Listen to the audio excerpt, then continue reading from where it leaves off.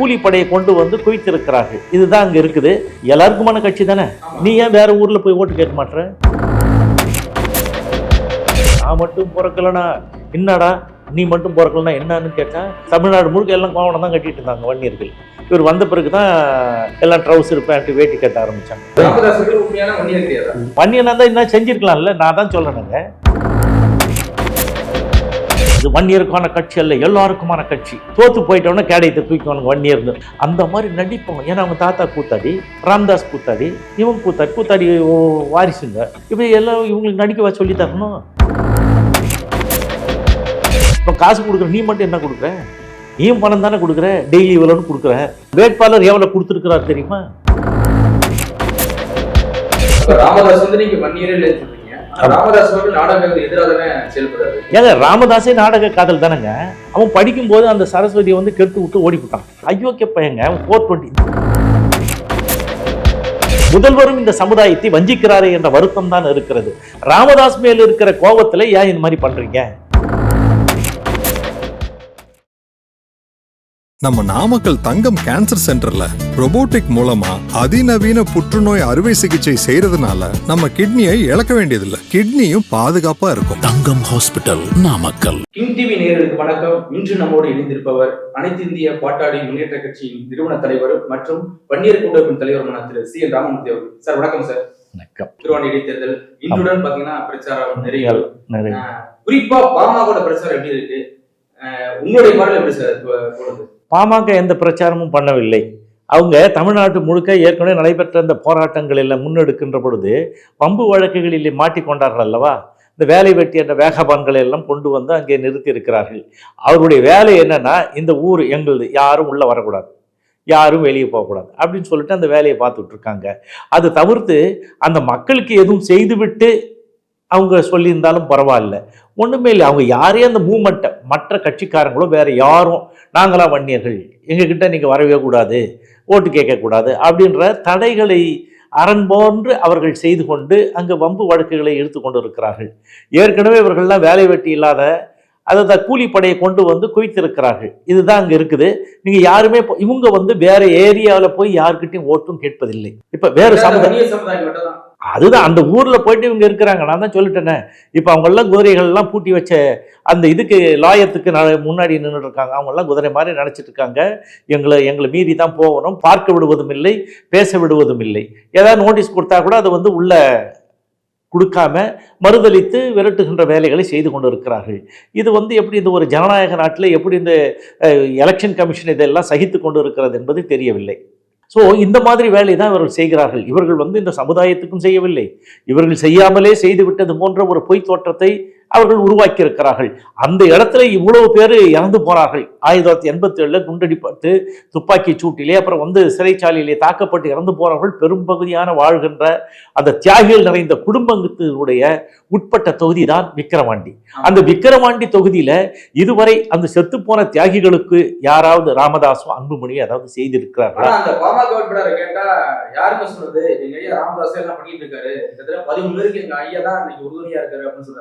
13 பேரும் என்ன ஏரி வேலைக்கு கூலி வேலைக்கு போய் கொண்டிருக்கிறார்கள். நான் இது இருக்கின்ற பொழுதுதான் அன்றைய முதல்வர் அவர்களை சந்தித்து அவர்களுக்கு வந்து 3000 ரூபாய் இன்றைக்கு பென்ஷன் வாங்கி கொண்டிருக்கிறார்களே, அது நான் தானே காரணம். 3 லட்சம் ரூபாய் கருணை தொகை வாங்கி கொடுத்தது நான் தான் காரணம். இது எல்லாம் ராமதாஸ் சொல்லுங்கள். அந்த 3 லட்சத்தையும் வாங்கி நான் ஆதாரத்தோடு யாரையாவது போய் பார்த்துருக்கிறாரான்னு கேளுங்க. இப்போ கூட போடுறான பதிவு. நாங்கள் எதுக்கடா அறிவாலயம் போய் அங்கே போய் காத்து கிடக்கணும்? நாங்கள் எதுவும் இல்லை, எங்கள் ஐயா இருக்கிறார், ஐயா இருந்துட்டா போதுமா? அவன் வாழ வேணாவா? சரி, 7 மத்திய மந்திரிகள் இருந்தீர்கள், 11 ஆண்டு காலம் நீங்கள் ஆட்சி செய்தீர்கள், இந்திய மக்களை ஆட்சி செய்கிறார். அவர் சொல்லுவார், அப்போல்லாம் 100 கோடி மக்களை ஆளுகின்ற கட்சி எங்கள் கட்சின்னு. யாருக்காவது ஒருவருக்கு ஒரு வேலையை வாங்கி கொடுத்துருக்கிறீர்களா? அதில் அந்த செத்து போன தியாகிகள் குடும்பத்துக்கு ஒரு வார்டு மெம்பராக, எம்எல்ஏவாக, எம்பியாக எதுவுமே பண்ணலையே, வேலைக்கே போக விடலையே. அவருக்கு நான் வாங்கி கொடுத்த காசை கூட வாங்கிட்டு நான் 5 லட்சமா தரேன்னு சொல்லிட்டு வந்த ஆள் தானே. திரும்பி அவர் வந்து அந்த பக்கம் போனதில்லையே, எட்டி பார்த்ததில்லையே. இவர் இருக்கிற ஏரியாவில் தானே அவங்களும் இருக்கிறாங்க, அவங்கள தாண்டித்தானே இவர் வரணும். நான் கட்டி வச்ச ஸ்தூபி தானே அதெல்லாம். அந்த நினைவு தூண்கள் அவராக கட்டினாரு, நாங்கள் கட்டி வச்சது. ஸோ அவர் எதுவுமே பண்ணல. எதுவுமே பண்ணல. ஏங்க நீங்க அது பண்ணலைன்னா இவர்கிட்ட என்னுடைய மூத்த மகன் காடுவெட்டி குருன்னு சொன்னாரு. மூத்த மகன் வந்து அவங்க குடும்பம் என்ன சொல்லிச்சு, மருத்துவ கொலை, என் ஹஸ்பண்டை கொண்டுட்டாங்க அப்படின்னு சொல்லிட்டு அந்த அம்மா, எங்களுடைய அண்ணனை கொண்டுட்டாங்கன்னு சொல்லிட்டு அந்த நர்ஸு சூப்பரண்டா இருந்தாங்களே அவங்களோட செந்தாமரை எல்லாம் சொன்னாங்க. பையனே சொன்னானே எங்களுக்கு இது வந்து மருத்துவ கொலை, எங்கள் அப்பா திட்டமிட்டு கொண்டுட்டாங்கன்னு சொல்லிட்டு சொன்னாங்க. போச்சு. அவன் என்ன சொல்ற மாதிரி, அன்புமணி இது வந்து காடுவெட்டி குருவுக்கு மட்டும் பாஸ்போர்ட் இருந்ததுன்னு வச்சுங்க, நான் ஃபாரினில் கொண்டு போய் ட்ரீட்மெண்ட் கொடுப்பேன், அப்படி கொடுத்துருப்பேன்னு சொன்னார்.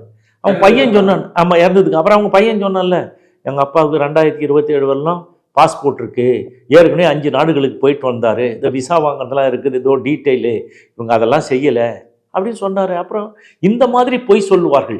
இப்போ இவர் வந்து அன்புமணி ராமதாஸ் சத்தியம் பண்ணது ஒரு பக்கம் இருக்கட்டும், அப்புறம் பிறகு பேசுவோம். அன்புமணி என்ன சொன்னார், 35 வயசுல மத்திய சுகாதாரத்துறை அமைச்சர் வராரு. வந்த உடனே என்ன சொல்றாரு, முதல் ஆண்டு நாங்க வந்து எல்லாருக்கும் 2 ஏக்கர் விவசாய நிலங்களை வாங்கி தருவோம் அந்த 25 குடும்பத்துக்கு. அதற்கு அடுத்தது அவர்களுக்கு கான்கிரீட் வீடு கட்டி தருவோம்.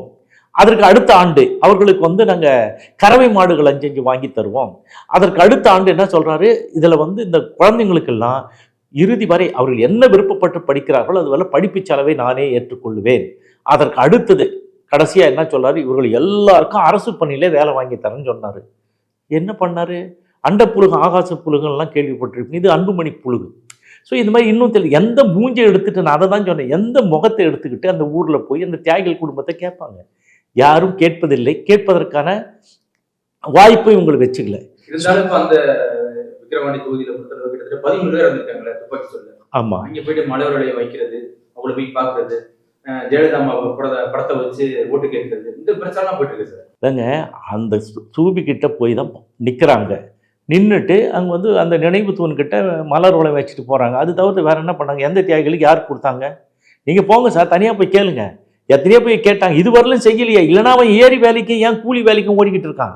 ஏன் நடு ரோட்டில் இருக்கிறவன் நடுத்தரு நாராயணான்னு வாழ்க்கையை வாழ்ந்து கொண்டு இருக்கிறார்கள். அவன் வேற ஏதாவது சொன்னால் அவனை துன்புறுத்துவான். இப்போதான் வராங்க, இப்போதான் பார்க்குறாங்க, இந்த இடைத்தேர்தல் வந்ததுனால போகிறாங்க. அதுவும் இதை சொல்லி கேட்குறாங்க, இது தியாகிகள் நிறைந்த பூமி, இது வந்து சமூக நீதிக்கு போராளிகள் நிறைந்த பூமி அப்படின்னு சொல்லிட்டு.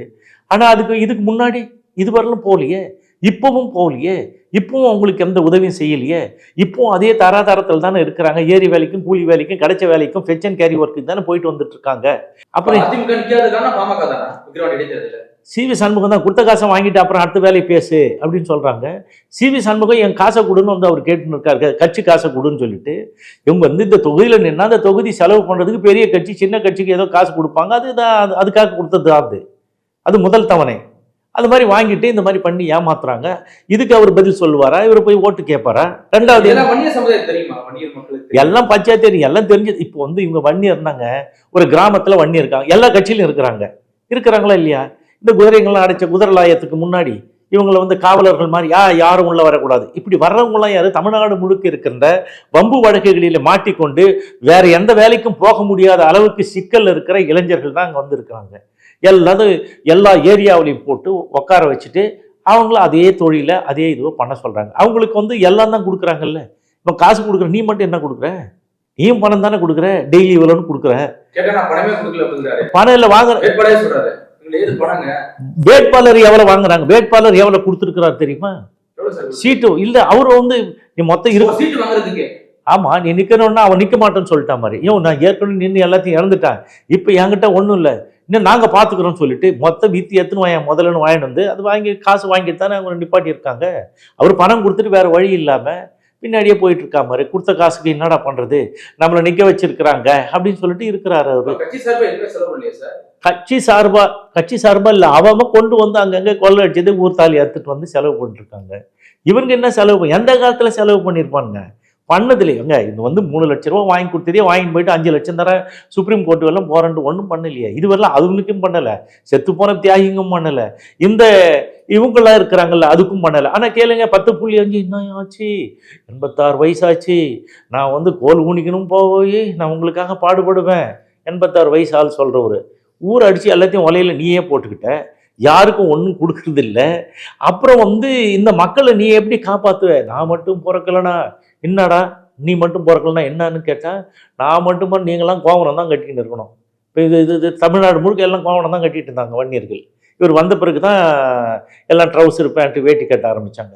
சொல்கிறதுக்கு என்ன வேணாலும் பேசுவா மாதிரி. ராமதாஸ் அவர் சத்தியம்லாம் பண்ணி ஏமாத்தின கதைலாம் உங்களுக்கு தெரியும். எவ்வளோ சத்தியம், எவ்வளோ இது. ஊர் உலகத்தில் இருக்கிற எல்லாரும் இதுக்கு கல்வி கோயில், உங்கள் குழந்தைங்களாம் இலவசமாக படிக்கலாம், நாங்கள் படிக்க வைக்கிறோம். இலவசமாக எல்லாருக்கும் கொடுக்க வேணாம். செத்து போன தியாகிகளுடைய வாரிசுகளுக்கு எதாவது கொடுத்தியா? அங்கே அவருக்கு ஒரு வேலை கொடுத்தியா? தோட்டக்கார வேலை கொடுத்தியா? எடுபடி வேலை கொடுத்தியா? இல்லை ஒரு வேலையும் கொடுக்கல. ஓட்டுநர் வேலை கொடுக்க எந்த வேலையும் கொடுக்கல. அங்கே கிடையாது. அந்த கல்வி நிறுவனத்தில் ஒன்றுமே கிடையாது. எல்லாம் வேற துட்டுக்கு தான். பணம் வாங்கிட்டு தான் அவர் வேலை செய்வார். பணம் வாங்கிட்டு தான் அதை பண்ணுறாங்க. அதெல்லாம் பச்சை துரோகம் இந்த வன்னிய சமுதாயத்துக்கு செய்து கொண்டு இருப்பவர் அவர். இந்த அன்புமணி ஒரு நம்பிக்கை துரோகத்தை செய்து கொண்டு இருக்கிறார். இதுதான் அடுத்தது நான் எல்லாம் சரியாயிடுன்னு சொல்லி கொஞ்சம் ஏமாத்துறாங்க. இதுக்கப்புறம் ஏமாற்ற முடியாது. இல்லை, ஏமாத்துறதுக்கு என்ன இருக்குது? ஒன்றும் கிடையாது. மற்றவர்களோடு சண்டை எடுத்து கொண்டு இருக்கிறார்கள். சரி, நீ கட்சி யாருக்கு நடத்துற?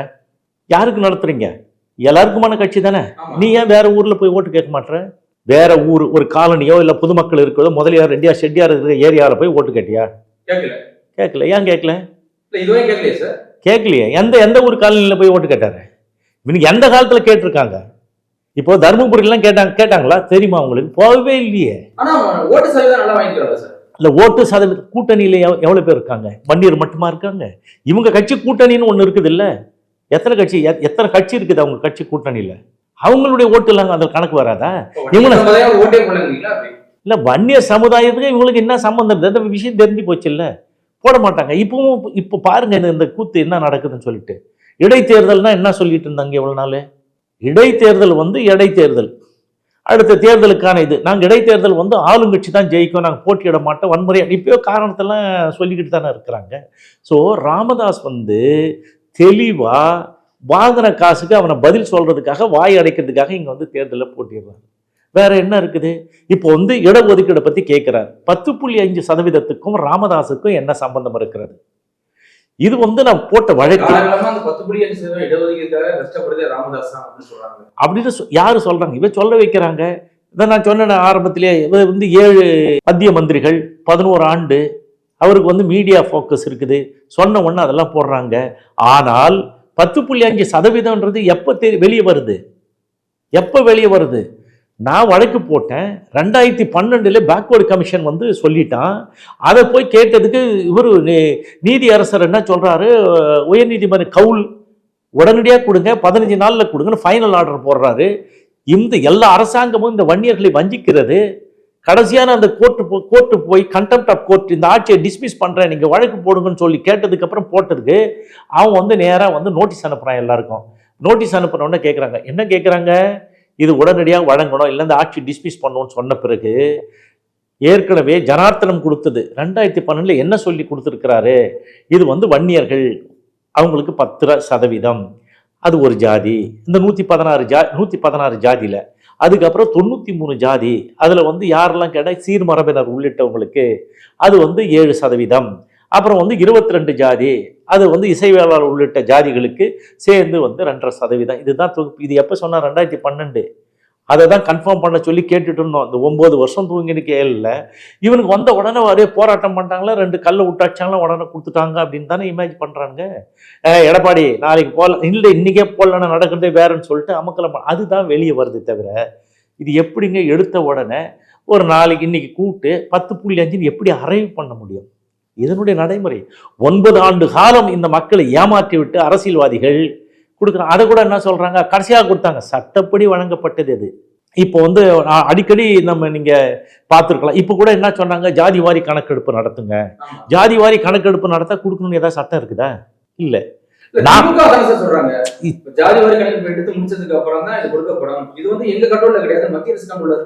திமுக என்ன தில்லுமுள்ளு செய்கிறது என்பதை நான் இப்ப சொல்றேன். இதுக்கு முன்னாடி இவர் நிதிஷ்குமார் எடுத்தாரு. எவ்வளவுங்க? அவர் 500 கோடி ரூபாய் செலவு பண்ணி 13 கோடி மக்களை பகுத்தாய்ந்து எல்லாம் எடுத்து அவர் இடஒதுக்கீடு 50லேருந்து 65 கொண்டு வந்தாரு. இப்ப என்னாச்சு? சுப்ரீம் கோர்ட்ல இது தப்புடா டிஸ்மிஸ் பண்ணிட்டானா? அப்ப எங்க போவீங்க? பேக்வர்டு கமிஷன் பரிந்துரை பண்ணணும். பேக்வர்டு கமிஷன் என்ன எப்படின்னு கேட்டீங்கன்னா, மண்டல் கமிஷன் பரிந்துரை பிரகாரம் சுப்ரீம் கோர்ட் வழக்கில் ஒவ்வொரு மாநிலத்திலும் ஒரு பேக்வர்டு கமிஷன் இருக்கணும். அவன் தான் இடஒதுக்கீடு மாற்றி அமைக்க முடியும். அது தனியாக கேட்டால் சொல்ல மாட்டான், எதுவும் இல்லை. அதுக்கு ஒரு அரசாணை பிறப்பித்து அவங்கள்ட்ட கேட்கணும். இப்போ அந்த மாதிரி ஜெயலலிதா வந்து நாங்கள் வந்து கலைஞர் பேரில் போடப்பட்ட வழக்கு ஜெயலலிதா அவர்கள் ஜிஓ போட்டு அங்கே கேட்டு அவர் ஜனார்த்தனம் வந்து பரிந்துரை பண்ணது இப்போ இது. ஸோ அவர் தான் வந்து ஆல்டர் பண்ண முடியும். அதனால தான் நான் சொல்கிறேங்க, இவங்க பண்ண 4 பேர் போராட்டம் பண்ணாங்க, கல்லை ஊட்டி எரிஞ்சாங்கன்றதுனாலலாம் கிடையாது. இவங்க ஆந்திராவில் வந்து தகராறு நடந்தது, 10% இஸ்லாமியர்களுக்கு கொடுத்தார்கள். ராஜஸ்தானில் கலவரம் நடந்தது, யாரால? குஜாரின மக்கள், அவங்களுக்கு 14%. மகாராஷ்டிராவில் மராட்டா ஜாதி போராடின 16. இது எல்லாம் எங்கே போகுதுங்க? சுப்ரீம் கோர்ட்டுக்கு போனவொடனே எங்கடா பேக்வர்டு கமிஷன் பரிந்துரை எல்லாத்தையும் திருப்பி அனுப்பி விட்டான், கேன்சல் பண்ணி விட்டான். அது மாதிரி நடக்காமல் இது எல்லாம் முறையாக வந்தது. நீதியரசர் கவுல் அவர்களே சொன்னாரு, உடனடியாக கொடுங்க, ஃபைனல் ஆர்டர்லாம் போட்டாரு. வழக்கின் வழியே வந்தது என்று யாராவது சுப்ரீம் கோர்ட்ல வாதாடினாங்களா? திமுக நிறைய பேரை வச்சாங்க, பெரிய அறிவாளிகள், இன்டலெக்சுவல், இந்த மாதிரி சீனியர் கவுன்சிலை வச்சு என்ன பண்ணாங்க, அவனுக்கு திறமையை ஏதோ பேசிட்டு வந்தாங்களே தவிர இது கோர்ட்டு கொடுக்க சொன்னது தான் நாங்கள் கொடுத்தோன்னு பேசலை. அது தப்பு இல்லையா? இப்போ வந்து என்னன்னு கேட்டிங்கன்னா, இப்படி பண்ணுகின்ற போது 3 அரசாணை பிறப்பித்தார் ஸ்டாலின் அவர்கள். முதல்ல என்ன சொன்னார், இப்போ வந்து பாரதி தாஸ்ன்றவர் தான் அதுக்கு சேர்மனாக இருக்கிறாரு, ஒரு ஹைகோர்ட் ஜட்ஜாக இருந்தவர், கூட ஒரு 12-13 பேர் வந்து மெம்பர்ஸ்லாம் இருக்கிறாங்க. ஸோ இப்போ அவங்க வந்து என்ன பண்ணாங்க, இந்த மாதிரி சொன்ன உடனே எங்ககிட்ட 4 பேர் தான் இருக்கிறாங்க வேலை செய்யறதுக்கு, எங்களுக்கு வந்து இந்த டீட்டெயில்ஸ்லாம் வேணும்ன உடனே சோப்ரா அப்படின்னு சொல்லிட்டு ஐஏஎஸ் ஆஃபீஸர் அடிஷ்னல் செக்ரட்டரியாக போட்டு நோடல் ஆஃபீஸர் இந்த இதெல்லாம் எடுக்கிறதுக்கு அவங்கள வந்து இவங்க 5 வருஷம் தான் கேட்டாங்க. ஆனால் 10 ஆண்டுகளுக்கு முன்னாடி இந்த வன்னியர்கள் எவ்வளோ படிச்சிருக்காங்க, 10 ஆண்டுலேருந்து இது வரலாம், அதுக்கப்புறம் 10 ஆண்டுகளாக இவங்க எவ்வளோ கல்வி வேலை வாய்ப்பெல்லாம் வாங்கியிருக்காங்க, இடம் எல்லா டீட்டெயிலும் கொடுத்துட்டாங்க. இருக்குது, எங்கே இருக்குது? பேக்வர்ட் கமிஷனில் இருக்குது.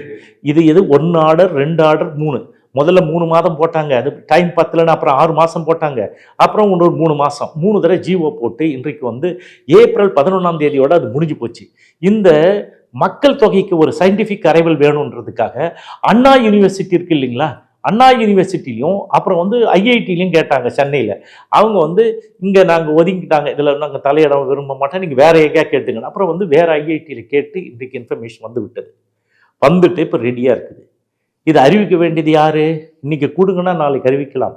ஆனால் திராவிட முன்னேற்ற கழகம் ராமதாஸ் மேல இருக்கிற இதுல வச்சுக்கிட்டு கோபத்திலே அவரை வச்சுட்டு நீ போயிட்டு அவர் என்ன சொன்னார், தேசியத்தை காப்பதற்கு தேசிய கூட்டணி, தேசிய நலன் கருதி கூட்டணி போனார, அவங்க வந்து எல்லாத்துக்கும் அகேன்ஸ்டா, அப்பப்பா நீ சொல்லி அதை போட்டு வாங்கிட்டோம் அப்படின்னு இதுல பழி வாங்கப்படுவது யார்? வஞ்சிக்கப்படுவது யார்? வன்னிய மக்கள். ஸோ ராமதாஸ் என்ன இதுதான் நான் தான் வாங்கி கொடுத்துட்டேன்னு சொல்றதுக்காக 10.5 கொடுப்பா, நான் எவ்வளோ காலம்பா கேட்குறது, நடக்க முடியாமல் இருக்கிறேன், கோல் ஊனினா வந்து நாங்கள் இன்னும் போராடுவேன். இந்த மக்களை வந்து அப்படியே எளிமையாக பேசி எமோஷனல் ஆக்கி உணர்ச்சியை தூண்டி ஒரு போராட்டம்.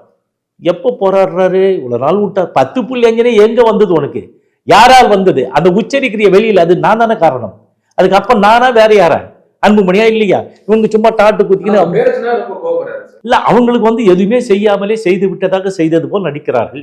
அவர்கள் கோபப்படத்தானே செய்வார்கள். நான் தானே உண்மையை உடைத்து சொல்லுகிறேன். நீ யார்? உன் தாய் தந்தை யார்? நீ இந்த ஜாதியே கிடையாது. நீ எந்த ஜாதியில படிச்ச? எஸ்சி கோட்டாவை வந்து அநியாயத்துக்கு அவங்க கோட்டாவில் வச்சு படிக்கிற. உன் அம்மா வந்து இருளர். சரி, ஓகே, நீ எல்லாம் இருக்கட்டும், யார் வேணாலும் கட்சி நடத்தலாம். நீ வந்து வன்னியன்னு சொல்லிட்டு ஏமாத்துறிய. இந்த மக்கள் வந்து தெரியல, சத்தியம் பண்ணதுனால நம்பிட்டான். சத்தியம் 1 சத்தியம் 2 5 சத்தியம் சத்தியசீலர் வன்னியன். நாங்கெல்லாம் பவித்திர வன்னியன், அதெல்லாம் நியாயமா கேட்கறான். வன்னியனா தான் என்ன செஞ்சிருக்கலாம்ல, நான் தான் சொல்லணுங்க. அந்த இது வன்னியன் கிடையாது. அவர் எப்படி வன்னியர் கிடையாது? அதனால தானே என்ன பண்றாங்க, நீ எஸ்சி சர்டிபிகேட்ல படிச்சேன்னு சொல்லிட்டு வருதா. அதுக்கப்புறம் வந்தவொன்னே அவர் அரசு பணியில் இருக்கும்போது ஒரு கமிஷன் அப்பாயின்மெண்ட் பண்றாங்க. அந்த கமிஷன் வந்து யாருன்னா பூபதி டாக்டர் பூபதி மேல போட்டு இவரை என்கொயரி பண்றாங்க. இவர் வந்து ஜாதி மாறி படித்திருக்கிறார், இவர் வந்து எஸ்சி சர்டிஃபிகேட்ல ஒரு கோட்டாவை வீணாக்கி இருக்கிறார், இவனை தண்டனை பண்ணணும்னு என்ன பண்றாங்க, நீ இதுக்கப்புறம் பிராக்டிஸே பண்ணக்கூடாதுன்னு சொல்லி சர்டிஃபிகேட். அதுக்கப்புறம் என்ன கொடுத்துருக்குறாங்க, நீ வந்து இந்த தப்பு பண்ணி இவ்வளவு அரசாங்கத்துக்கு இழப்பீடை ஏற்படுத்தணும்னு இவ்வளவு ரூபாய் ஃபைன் கட்டணும்னு சொன்னாங்க. அவனை ஜெயிலுக்கு தான் அனுப்பல, மன்னித்து விடுதலை செய்து விட்டார்கள். ஸோ அதனால தான் அவர் எந்த இதுக்கும் போறதில்லை. ஸோ இப்படி பண்ணிட்டு எந்த வேலையும் செய்யாம நீ மட்டும் கோட்டீஸ்வரனா 1000 கோடி லட்சம் கோடிக்கு நீ போயிட்டு இருக்க. ஏன்னா இந்த மக்களை நான் காமிச்சு ஏமாத்துறேன், துரோகம் பண்றேன். அவங்களுக்கு வந்து இந்த விவரம் தெரிஞ்சு வரும்பொழுது எல்லாம் எஸ்டாப்ளிஷ் ஆயிட்ட லம்பு எல்லாம் வச்சுட்டு இருக்க, ஆளுங்களை போய் அடிச்சுட்டு வர்ற அந்த கும்பலுக்கு தலைவன் மாதிரி இருக்கிற நீ அவ்வளவுதானே பண்ற. இதுக்கான நிறைய செயல்களை தொடர்ந்து செய்கிற எல்லா தலைவர்களும் எழுத்து பேசினா அவங்களாம் அடிக்கிறது. அது ஒரு பெரிய கதையே இருக்கிறது. நம்ம சொல்ல மத்திய அமைச்சராக இருந்தவன் ஒரு டேட்டு குத்திக்கிட்டு முதல்ல என்ன சொல்லுவாங்க, தோத்து போனா இது 1 இயருக்கான கட்சி, முதல்ல இது 1 இயருக்கான கட்சி அல்ல, எல்லாருக்குமான கட்சி. தோத்து போயிட்டோன்னா கேடயத்தை தூக்கிவானுங்க 1 இயர்னு. அந்த மாதிரி நடிப்போம். ஏன்னா அவங்க தாத்தா கூத்தாடி, ராம்தாஸ் கூத்தாடி, இவங்க கூத்தாடி வாரிசுங்க. இப்படி எல்லாம் இவங்களுக்கு நடிக்கவா சொல்லி தரணும்? இந்த மாதிரி இன்னும் நடித்து ஏமாத்தி கொண்டு இருக்கிறார்கள். ராமதாஸ் வந்து நீங்க 1 இயர் இல்லைன்னு சொல்றீங்க. ராமதாஸ் வந்து நாடகத்துக்கு எதிராக தானே செயல்படுறாரு. ஏங்க ராமதாஸே நாடக காதல் தானேங்க. அவன் படிக்கும்போது அந்த சரஸ்வதியை வந்து கெடுத்து விட்டு ஓடிவிட்டான். பிடிச்சின்னு அந்த கட்டி போட்டாங்க நல்லாமூரில். அங்கே ஒரு இப்போல்லாம் ரைஸ் மில்லாம் உங்களுக்கு எவ்வளோ தெரியும், சின்ன ஷெட்டு மாதிரி இருக்கும். அது லேம்ப் போஸ்ட் இல்லைங்களா, அது ஊரில் என்ன இருக்கும், அவனை உதவ வச்சு அங்கே கட்டி போட்டு 5 நாள் பொறுத்து அப்புறம் கல்யாணம் பண்ணாங்க. இவன் ஏமாத்திட்டு ஓடிட்டான்னு சொல்லிட்டு. அதனால தான் அவன் கூலிங் கிளாஸ் போடுறதுக்கு ஜீன்ஸ் பேண்ட் போடுறாங்கன்னு சொல்லிட்டு எந்த சமுதாயத்தை கேவலப்படுத்தி அவன். ஏப்பா யார் வேணாலும் கல்யாணம் பண்ணிக்கிட்டான், கல்யாணம் பண்ணுறவனுக்கு எவனும் வாயில் விரல் வச்சு கடிக்க தெரியாதா? எல்லாம் டிகிரி படிக்குதுங்க, எல்லாம் வேலைக்கு போகிற இடத்துல பழகுறாங்க. யார் வேணாலும் கல்யாணம் பண்ணிக்கிது அவங்க விருப்பம் இருக்குது. சரிங்களா? இப்போ வந்து இல்ல நாடக காதல இவன் தானே பண்ணி அதை தானே எஸ்டாப்ளிஷ் பண்ற மாதிரி நாடக காதல்னு எப்பவுமே நீங்க பாத்தீங்கன்னா இந்த இவங்களை வந்து சண்டையை வச்சுக்கினே இருந்தாதான் இவங்க இங்க இருப்பாங்க. இப்போ ஒரு சின்ன பிரச்சனைனா கூட ஈர பேனாகுது, பேனை பெருமாளாகுது, பெரும் பிரச்சனையாகுது, ஊரை 2 ஆகுது, இவனுக்கு அவனுக்கு உதவாங்க விடுறது, ஒட்டு வம்பு வழக்கில் மாட்டி விட்டு இவன் மாட்டு வந்துடுவான், அவன் மாட்டு போறான். இந்த மாதிரி நான் ஒரு சில இன்சிடென்ட்டை சொன்னேன். வாழப்பாடியில் இதே மாதிரி 50-60 பேரை வந்து கைது பண்ணிட்டாங்க. இந்த நாடக காதல் அதுன்னு சொல்லிட்டு கலாட்டா பண்ணி அங்கே லவ் பண்ண 2 பேரும் ஒன்றா ஒற்றுமையாக வாழறாங்க. அதுக்கு ஏற்றுக்கு தகராறு பண்ண இன்னும் கோர்ட்டுக்கு போயிட்டு இருக்கான். புரியுதுங்களா? ஸோ அவங்க விருப்பப்படுறாங்க, அவங்க கல்யாணம். நீ யாரு? சரி இப்போதான் வந்து நாடக காதல் பண்ண முடியாதுன்றதுக்கு சுப்ரீம் கோர்ட்ல சொல்லிட்டான். சுப்ரீம் கோர்ட்ல என்ன சொல்லிட்டான், சொத்தே கொடுக்க வேணான்ட்டான். அப்புறம் எதுக்கு சொத்துக்காக தானே பண்றாங்க நீ ஐயோக்கியத்தனம் பண்ண. 2வது இங்க ஸ்டேட் கவர்மெண்ட்ல என்ன சொன்னா, அப்பா அம்மா விருப்பம் இல்லைன்னா அந்த காதலே திருமணமே செல்லுபடியாகாது, நல்லன் வாய்டு. அப்ப ஏது உனக்கு சொத்தும் கிடையாது இதுவும் கிடையாது, எதுக்கு வந்து இன்னும் அதையே பிடிச்சின்னு இருக்கிறேன்? போன தேர்தல் என்ன பண்ண, எல்லாத்தையும் வாட்ஸ்அப்ல போட்டு அசிங்கமா போட்டு, ஐயோ இதுக்கு பாதுகாப்பு இருக்காது, இருக்காது, இவனுக்கு ஓட்டே போடக்கூடாதுலாம் சொன்னாங்கல்ல. அதனால தானே இந்த ஓட்டு எல்லாம் வாங்குறாங்க. இப்போ இந்த சௌமியாலாம் என்ன பண்ணாங்க, எந்தெந்த ஊரில் என்னென்ன எல்லாம் வாட்ஸ்அப்பில் மெசேஜ் கடைசியாக போட்டு, இந்த மாதிரி பண்ணிங்கன்னா உங்களுக்கு யாருக்கும் பாதுகாப்பே கிடையாது, நாங்கள் தான் பாதுகாப்புன்றதுனால அது வந்து இப்படிலாம் ஏமாற்றி போட்டாங்க. அப்போ கூட இவங்க தொகுதி வந்து 3 தொகுதி, மீதி தொகுதி இப்போ 3 தொகுதி. இப்போ அந்த இவர் பாலக்கோடுல இந்த இவர் அன்பழகன் அவர் இடத்துலையும் ஓட்டு இதுவாகுது, பாப்பிரெட்டிப்பட்டி, அப்புறம் வந்து இங்கே வந்து அரூர். ஸோ இங்கே வந்து அந்த ஏரியாவில் எங்கேயா போய் ஓட்டு கேட்டாங்களா அவங்க? சும்மா இங்கே போயிட்டு இவனுக்கு அப்படியே ஃபில்மு காமிச்சின்னு ஏமாத்தின்னு. இது இத்தனை கூட்டணி வேற இருக்குது. கூட்டணிக்கு அவ்வளோ கூட்டணி இல்லையா, 9க்கு மேலே கூட்டணி. அவங்கள கூட்டணியிலேருந்து அவங்கெல்லாம் வந்து அவங்க ஓட்டு எல்லாம் கிடையாது, இவங்க ஒன்று மட்டும்தானா? அப்போ எதுக்கு கூட்டணி? இப்போ இங்கே சொல்கிறாங்க நாங்கள் இப்போ நீ வந்து இதெல்லாம் சொல்ற. ஜெயலலிதா படம் போட்டு எவ்வளவு கேவலமானவன், ஜெயலலிதாவை என்னெல்லாம் திட்டினேன். அதை தான் சொல்ல வரேன். ஜெயலலிதா வந்து என்ன சொன்னார், முதல்ல வெள்ளை பண்ணினாரு, தெரு நாயினாரு, வெள்ளை எல்லாம். ராமதாஸ் இதை விட கேவலமாலாம் சொன்னார். எலெக்ஷன் போது நாங்கள் அண்ணா திமுக சேர்றோம், நாங்கள் சேர்ந்தா தாயோடு செய்யோடு தகாத உறவு வைத்ததுக்கு சமம்னு சொன்னாரு. அதை விட இன்னும் எவ்வளோலாம் பேசினார் இல்லைங்களா? இப்போ இது வந்து என்ன பண்ணாரு, ஜெயலலிதா வந்து அவங்க வந்து முதலமைச்சராக இருந்தாங்க. முதலமைச்சராக இருக்கும்போது இவனுக்கு வந்து அன்புமணி கல்யாணம் ஆச்சு. இங்கேருந்து வடபழனியில் தான். அந்த அம்மா ரொம்ப குள்ளம். அது வந்து கல்யாண மண்டபம் வந்து இப்போ இருக்கிற மாதிரி அப்படியே கிட்ட போய் அப்படியே படிக்கட்டுலாம் ஏற முடியாது, இது நடு வழியாக நடந்து தான் போகணும். அப்படியேப்பட்ட ஒரு கட்டமைப்பில் அப்போ இருந்தது. அந்த மாதிரி இறங்கி வந்த மைக்கை பிடிச்சிக்கின்னு என்ன பண்ணாங்க, புரட்சி தலைவியே வருக வருக வருக வந்து என்ன பண்ணாங்க, நம்ம ஒரு வைர நெக்லஸ் கொடுத்துட்டு போனாங்க. அவன் எதை வேணாலும் விற்பான், தன்மானம்னு சொல்லிட்டு வித்துக்கிட்டே இருப்பான், துட்டு வருதா அங்கே. இப்போ இப்படி பண்ணாலும் அப்படி பண்ண மாதிரி. சரி நீ அதே மாதிரி மகாபலிபுரத்தில் வந்து மாநாடு போட்ட பார், நடக்கிறதே வேற, அவர் தான் போராளி, நடக்கிறதே வேற, இதை பண்ணுறான் அதை பண்ணுறான்னு ஒரே அமங்கலம் பண்ணி 11 ஆச்சு. ஏன்னா முடிஞ்சா கைது பண்ணி பாருன்னாங்க, சொன்னாங்களே கைது பண்ணாங்களே. கைது பண்ணி எங்கள் டவுன் பஸ் மாதிரி ஒரு பஸ்ஸை பிடிச்சி ஏற்றி ட்ரிச்சில் கொண்டு போய் போட்டாங்க. போட்ட உடனே என்னாச்சு, அவங்க ஒய்ஃபுக்கிட்டேருந்து ஒரு லெட்ரு முதல்வருக்கு, அம்மா என்னுடைய கணவர், ஒரு பெண்ணின் மனது பெண்ணுக்கு தான் தெரியும், என் கணவர் பல நோய்களில் பாதிக்கப்பட்டிருக்காரு, அவர் உயிருக்கு ஆபத்தாக இருக்குது, கொஞ்சம் தயவு செய்து அருள் கூர்ந்து மன்னித்து விடுதலை பண்ணுங்கன்னு சொல்லி கேட்டார். அந்த அம்மா என்ன பண்ணிச்சு, சட்டமன்றத்தில் அதையே வாசித்து காரி துப்பி விட்டுது. ஸோ இவர் தான் போராளி. அதே மாதிரி இங்கே பிடிலி செங்கல்வராயன் அறக்கட்டளைக்குது, அதில் வந்து நீதி அரசர் அதை பரிபாலனம் பண்ணிட்டு இருந்தார். அவர் அடிக்கிறீங்க, ஒரு 57-60 பேர் போய் எல்லாம் A1 அக்யூஸ் ராமதாஸ் எஃப்ஐஆர் போட்டாங்க. எல்லாருக்கும் வந்து 2 லட்சம் ரூபாய் ஜாமீன், 2 பேர் நபர் ஜாமீன் வேற கொடுத்து வெளியில வரணும். ராமதாஸ் என்ன பண்ணாரு? அவர் மட்டும் வெளியே வரல, நேரா அன்கண்டிஷனல் அப்பாலஜி, நிபந்தனையற்ற மன்னிப்பு ஹைகோர்ட்ல கேட்டு இந்த பக்கமே நான் வரமாட்டேன்னு எழுதி கொடுத்து வந்தவர் தான் போராளி. அயோக்கிய பையங்க 420. நீ வந்து பொது சொத்து வாரியன்றது என் மேல இல்ல, ஊர் தாலியா இருக்கிறானப்பா, கொள்ள அடிக்கிறானப்பா, சகோதர சமுதாயத்தை கூட சண்டை போட விடுறானப்பா, ரோக் பீப்புள்னு சொல்லிட்டு வேலைக்கே எடுக்காம இருக்கிறாங்களா? அது யாரால? இவனால தானே, இந்த ராமதாசனால் தானே, இந்த அன்புமணியால் தானே. அவங்க பேசுற பேச்சு ஏதாவது நியாயமா இருக்குதா? மேடையில இன்ன மாதிரி ரவுடித்தனமா பேசுறாங்க. அந்த ராமதாஸ் வந்து இந்த மாதிரி அந்த மாதிரியான ஆள் இல்லை.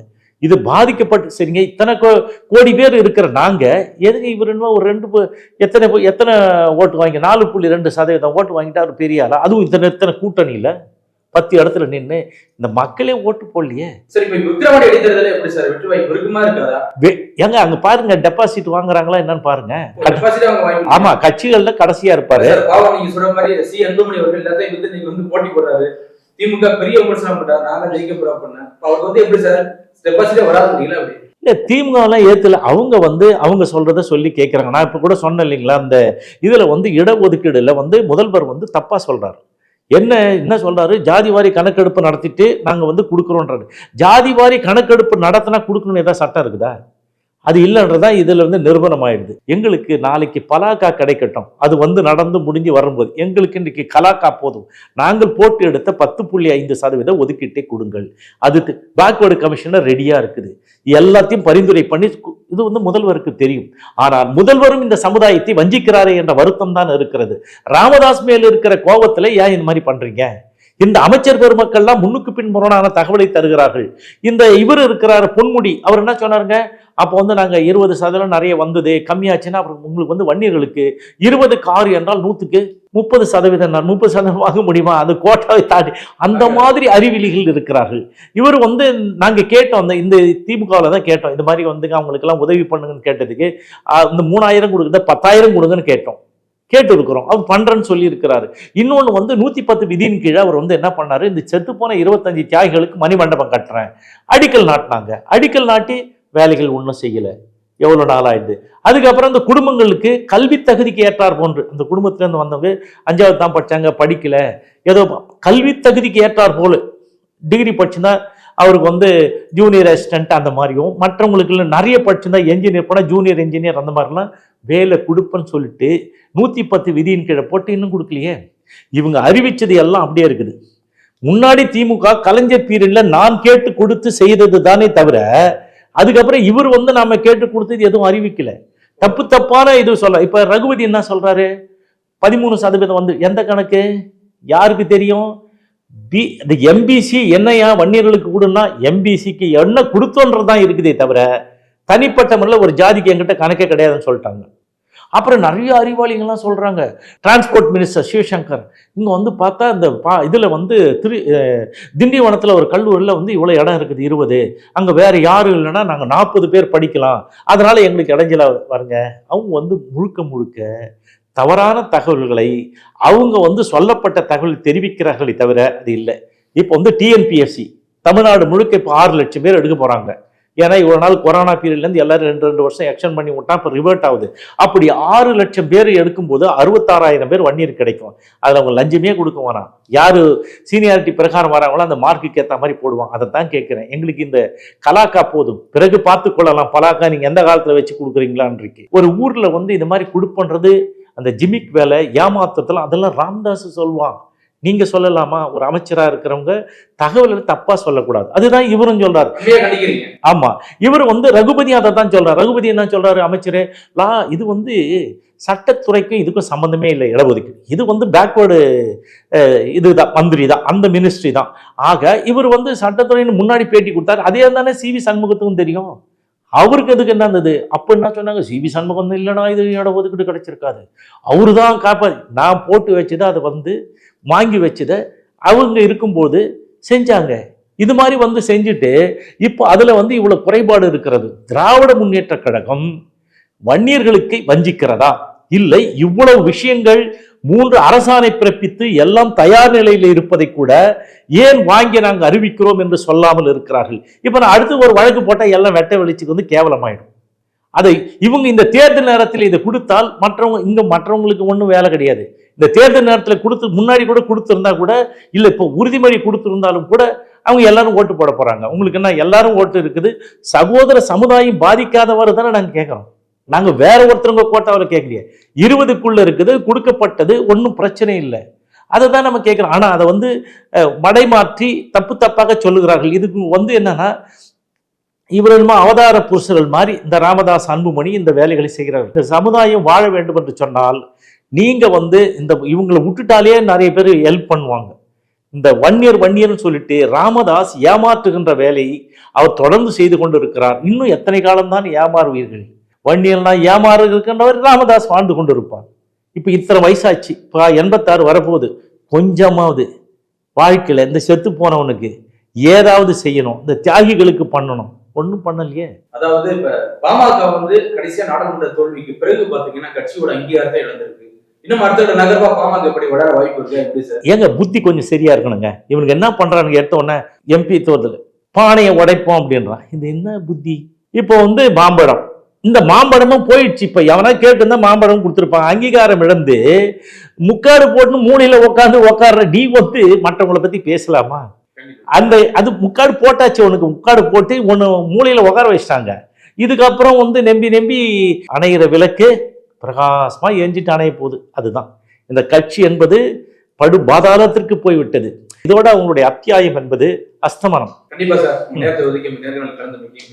நன்றி, வணக்கம். நம்ம நாமக்கல் தங்கம் கேன்சர் சென்டர்ல ரொபோட்டிக் மூலமா அதிநவீன புற்றுநோய் அறுவை சிகிச்சை செய்யறதுனால நம்ம கிட்னியை இழக்க வேண்டியதில்லை. கிட்னியும் பாதுகாப்பா இருக்கும். தங்கம் ஹாஸ்பிட்டல், நாமக்கல்.